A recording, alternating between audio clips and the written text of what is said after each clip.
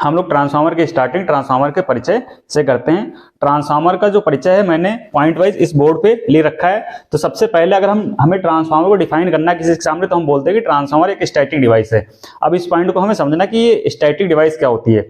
घर पे सब लोगों ने मोटर और जनरेटर देखा होगा कहीं ना कहीं। तो क्या होता है, मोटर और जनरेटर को जब हम पावर सप्लाई देते हैं, उससे जब पावर सप्लाई लेते हैं, जनरेटर से हम क्या करते हैं, पावर सप्लाई लेते हैं आउटपुट पे, और मोटर पे हम पावर सप्लाई देते हैं। तो जब वो वर्किंग में आते हैं तो उसमें क्या होता है, कोई एक पार्ट होता है जो घूमने लगता है जिसको रोटर बोलते हैं, और जो उसका फिक्स पार्ट होता है उसको क्या बोलते हैं, स्टेटर। लेकिन ट्रांसफार्मर में क्या होता है कि कोई भी ऐसा पार्ट नहीं होता जो कि रोटेट करे, जो कि घूमे। ठीक है, इसीलिए हमने इसको क्या बोल दिया, ट्रांसफार्मर एक स्टैटिक डिवाइस है। अब अगर हम बात करें इफिशियंसी, मोटर, जनरेटर और ट्रांसफार्मर, इनमें से इफिशियंसी सबसे ज्यादा किसकी होगी, सबसे ज्यादा इफिशियंसी किसकी होगी, ट्रांसफार्मर की। अब इसके पीछे का रीजन भी हम लोग समझ लेते हैं कि ट्रांसफार्मर की इफिशियंसी सबसे ज्यादा क्यों होती है।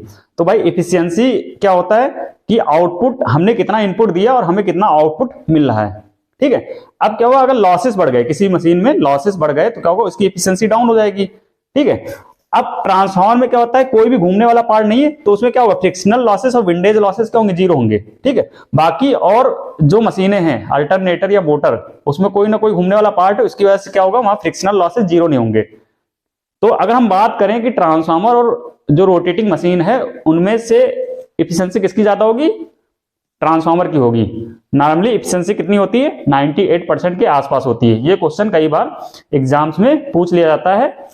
अगला पॉइंट हम लोग समझते हैं कि ट्रांसफार्मर का काम क्या होता है। ट्रांसफार्मर का जो काम होता है, विद्युत ऊर्जा को एक स्थान से या प्राइमरी वाइंडिंग से या इनपुट से दूसरे स्थान पे, या फिर हम बोले आउटपुट पे, या फिर बोले हम सेकेंडरी वाइंडिंग में ट्रांसफर करना होता है। ये इसका दूसरा काम हो गया। अब ये जो विद्युत ऊर्जा को एक स्थान से दूसरे स्थान पे ट्रांसफर करता है, वो दोनों वाइंडिंग्स या दोनों प्लेसेस किसके थ्रू कनेक्ट होते हैं, मैग्नेटिक सर्किट के थ्रू कनेक्ट होते हैं। ठीक, अगला पॉइंट क्या है, आवृत्ति या फ्रीक्वेंसी कांस्टेंट रहती है।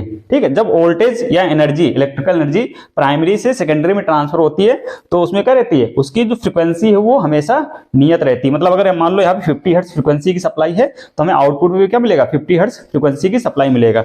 अगला पॉइंट है फ्लक्स लिंकेज, कांस्टेंट रहता है। अब इस पॉइंट को हम लोग इस फिगर समझते हैं। मैंने यहाँ आपको एक ट्रांसफार्मर बनाया है, ट्रांसफार्मर में हमने इसकी कोर दिखाई है, ये एक रेक्टेंगुलर कोर, कैसी है, रेक्टेंगुलर कोर है, और उस पर मैंने दो वाइंडिंग दिखाई, एक प्राइमरी वाइंडिंग और एक सेकेंडरी वाइंडिंग।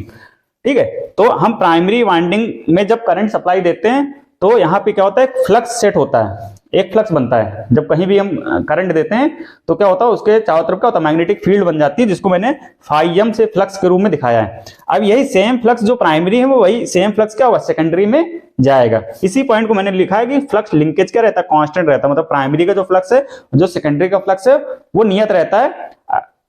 थोड़ा बहुत लीकेज होता है, हम लोग उसको बाद में जब डिटेल में ट्रांसफार्मर पढ़ेंगे तब समझेंगे, लेकिन अभी के लिए हम लोग कह सकते हैं कि फ्लक्स लिंकेज क्या है, ट्रांसफार्मर का कांस्टेंट है। तो ये ट्रांसफार्मर का इंट्रोडक्शन हो गया। अब मैंने ट्रांसफार्मर को यहाँ पे दिखाया है। तो ट्रांसफार्मर के दो पार्ट्स होते हैं, पहला होता है कोर और दूसरा होता है वाइंडिंग। ये ट्रांसफार्मर के मेन दो पार्ट्स हो गए। ठीक है, कोर क्या है, जिसके ऊपर हम वाइंडिंग करते हैं, और वाइंडिंग क्या है, कॉपर की बनी होती है या एल्यूमिनियम की बनी हो सकती है।